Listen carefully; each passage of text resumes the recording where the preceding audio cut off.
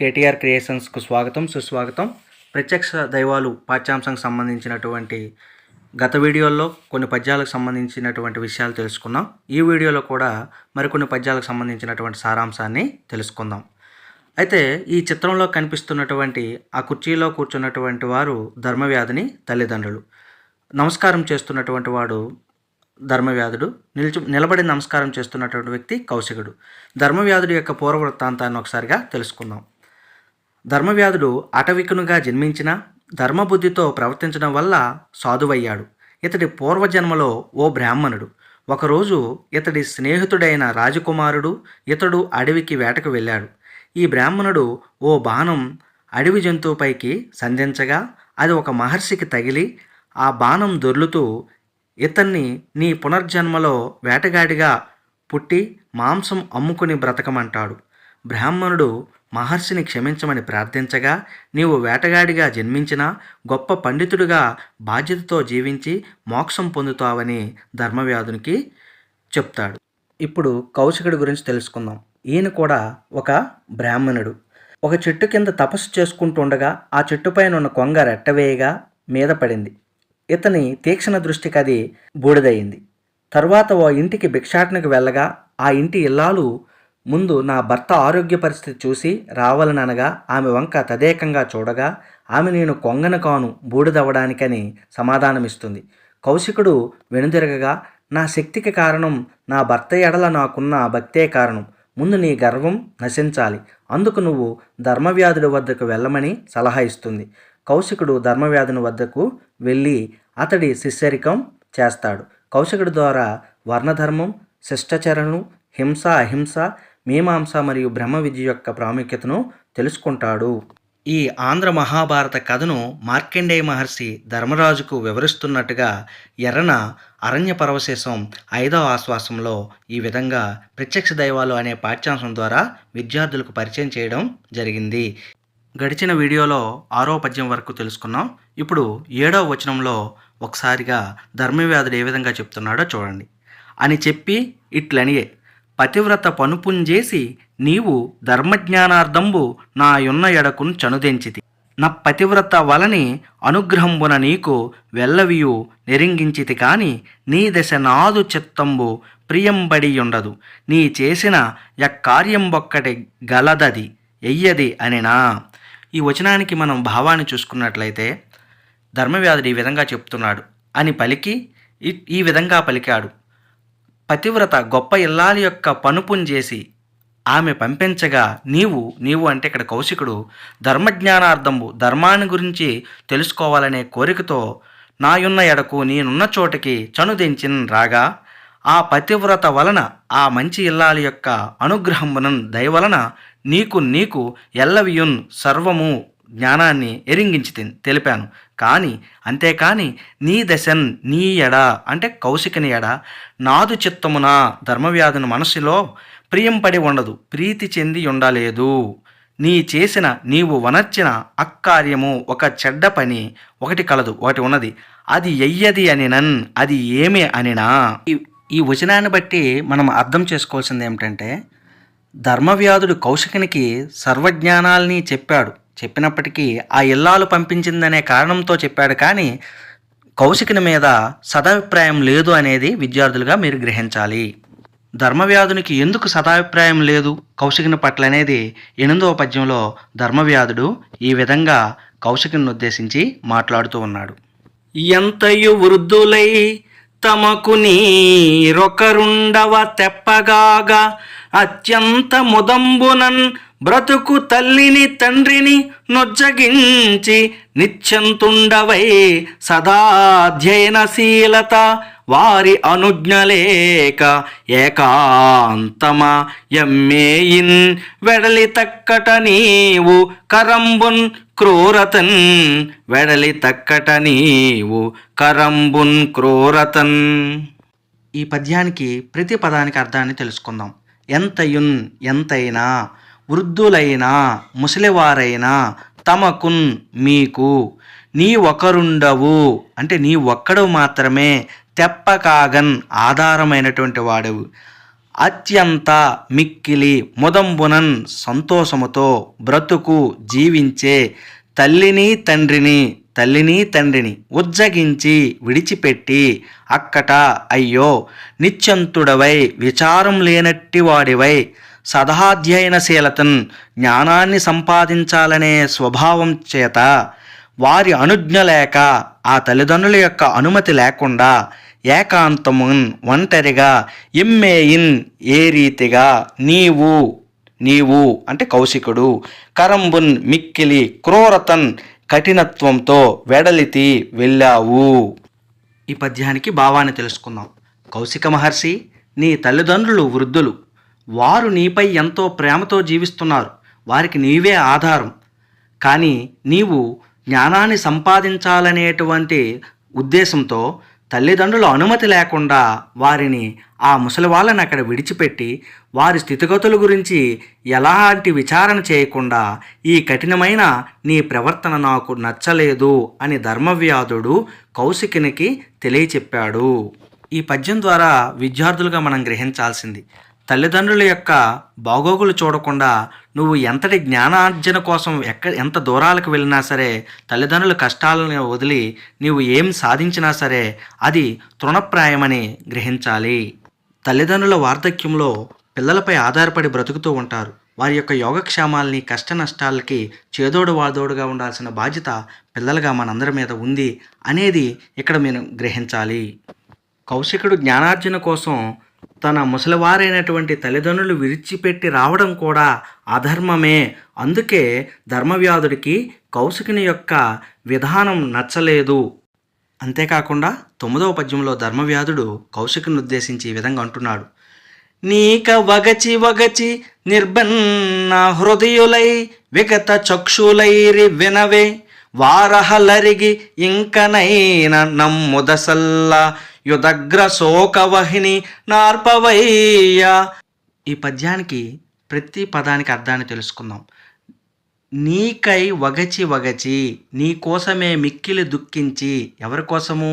కౌశికుని కోసం. ఎవరు? కౌశికుని యొక్క తల్లిదండ్రులు. నిర్భిన్న హృదయులై పగిలిన గుండెలు కలవారై, వారు నీ తల్లిదండ్రులు. విగత చక్షువులైరి, చక్షువులు అంటే కన్నులు, అంటే పోయిన కన్నులు కలవారయ్యారు, గ్రుడ్డివారయ్యారు. వినవే, ఆలకించావా? అరిగి వెడలి ఇంకనైనన్, ఇక మీదటనైనా అమ్ముదసల్లా, ఆ వృద్ధుల యొక్క ఉదగ్ర అంటే గొప్పదైన శోకవహిని దుఃఖమనేడి అగ్నిని ఆర్పవయ్యా, ఉపశమనింపచేయవయ్యా. ఈ పద్యానికి భావాన్ని తెలుసుకుందాం. నీవు విడిచి వెళ్ళిన మరుక్షణం నీ కోసం నీ తల్లిదండ్రులు గుండెలో పగిలిపోయేటట్లుగా ఏడ్చి గ్రుడ్డివారిగా మారారు. ఎప్పటికైనా నీవు వెళ్ళి వారి దుఃఖాన్ని చల్లార్చని ధర్మవ్యాధుడు కౌశికునికి తెలియచేశాడని భావం. ఈ పద్యం అవగాహన ప్రతిస్పందనలకు పరిచిత పద్యంగా ఇచ్చి ఈ పద్యంపై ఒక 4 ప్రశ్నలు అడుగుతాడు. 1వ ప్రశ్నగా ఈ పద్యం ఎవరు రచించారు? ఈ పద్యంలో ఎవరెవరితో మాట్లాడుతున్నారు? ఎవరు వగచి ఏడుస్తున్నారు? కౌశిక మహామునిని వెళ్ళమని చెప్పింది ఎవరు? ఈ విధంగా ప్రశ్నలు అడగవచ్చు. తరువాతి పద్యంలో ధర్మవ్యాధుడు కౌశికుని ఉద్దేశించి ఈ విధంగా అంటున్నాడు, నీ అధ్యయనమ్మును సుకృతాయాసము నిస్ఫలంబులై చను గురు సేవాయుక్తి లేక తక్కినన్ జేయుము నా పలుకు మేలు సేకూరున్ నీకున్, నా పలుకు మేలు సేకూరున్ నీకున్. ఈ పద్యంలో ప్రతిపదానికి అర్థాన్ని తెలుసుకుందాం. నీ అధ్యయనమును, నీ చదువును, సుకృతాయాసము పుణ్యాన్ని ఆర్జించటానికి పడిన శ్రమయును, గురుసేవాయుక్తి లేక తల్లిదండ్రుల సేవ లేకపోతే నిష్ఫలములై ఫలితం లేనట్టివై వ్యర్థాలైపోయాయి, చనున్ పోతాయి. నా పలుకు చేయన్, నేను చెప్పిన విధంగా నడుచుకుంటే నీకు మేలు శుభం చేకూరున్ కలుగుతుంది. ఈ పద్యానికి భావాన్ని తెలుసుకుందాం. నువ్వు సంపాదించిన విద్య కానీ, పుణ్యం కోసం నువ్వు పడే శ్రమ కానీ తల్లిదండ్రులకు సేవ చేయకపోతే అవి వ్యర్థాలవుతాయి. కాబట్టి నేను చెప్పిన విధంగా ఆచరించు, నీకు మేలు కలుగుతుందని ధర్మవ్యాధుడు కౌశికుడికి తెలిపాడని భావం. ఈ పద్యం ద్వారా విద్యార్థులుగా మనం గ్రహించాల్సింది, మనం ఎంత గొప్ప జ్ఞాన సంపన్నులమైనా, ఎంత గొప్ప పదవులలో ఉన్నా, ఎంత గొప్ప అధికారం మన దగ్గర ఉన్నా సరే మన తల్లిదండ్రులకి మనం సరైనటువంటి బాగోగులు చూడకుండా మనం ఎంత గొప్ప జీవితాన్ని గడిపినా సరే అవి వ్యర్థాలవుతాయి అని గ్రహించాలి. ఈ పద్యం కూడా అవగాహన ప్రతిస్పందనలకు పరిచిత పద్యంగా అడగొచ్చు. ఈ పద్యాన్ని ఎవరు రచించారు, ఈ పద్యాన్ని ఎవరితో చెప్తున్నారు, అలాగే నా పలుకు మేలు చేకూరున్ అనే మాటలు ఎవరెవరితో అన్నారు, పుణ్యం కోసం ఎంత శ్రమపడినా రాదు ఎందుకు అని ఎవరు చెప్పారు, ఈ విధంగా కొన్ని ప్రశ్నలు వార్షిక పరీక్షల్లో ఈ విధంగా అడగవచ్చు అని ధర్మవ్యాధుండు కౌశికుడితో అనగా, అప్పుడు కౌశికుడు 11వ వచనంలో ఈ విధంగా ధర్మవ్యాధుడితో అంటున్నాడు. 12వ పద్యాన్ని కౌశికుడు ధర్మవ్యాధునికి చెప్తున్నటువంటి సందర్భంలో, ఇది ఎట్టిదా నీ చెప్పిన సదమల హితవాక్య భంగి సకలము వింటిన్ వదలక ఇమ్మేయిన చరించెద గురుజనములకు ప్రీతి చేసెద అనగా గురుజనములకు ప్రీతి చేసెద అనగా. ఈ పద్యంలో ప్రతి పదానికి అర్థాన్ని తెలుసుకుందాం. అనగా ఏ పాపం లేనట్టివాడా ఓ ధర్మవ్యాధుడా, ఇది నీవు చెప్పింది అట్టిదే అటువంటిదే నిజమే, నీవు చెప్పిందంతా నిజమే. నీవు చెప్పిన సదమల పవిత్రమైన స్వచ్ఛమైన హితవాక్య భంగి మేలు చేకూర్చే మాటల తీరు సకలమున్ అంతయును వింటిన్ ఆలకించాను విన్నాను వదలక నీ మాటలు విడిచిపెట్టక ఇమ్మేయిన్ ఈ విధంగానే చరించెదన్ నడుచుకుంటాను గురుజనములకున్ పెద్దలైన తల్లిదండ్రులకు ప్రీతిన్ సంతోషాన్ని లేదా ఆనందాన్ని చేసేదన్ కలిగిస్తాను. ఈ పద్యానికి భావాన్ని తెలుసుకుందాం. ఓ పుణ్యాత్ముడా, ఓ ధర్మవ్యాధుడా, నీవు చెప్పిన మాటలు సరైనవే, శ్రేష్టమైనవి. అవి నేను విన్నాను, నాకు మేలు కలిగించేవి. వాటిని శ్రద్ధగా పాటిస్తాను, తప్పకుండా ఆచరిస్తాను. తల్లిదండ్రుల్ని ఇప్పుడే వెళ్ళి సేవించి తరిస్తాను అని కౌశికుడు ధర్మవ్యాధుడితో పలికిన సందర్భంలోనిది ఈ పద్యం.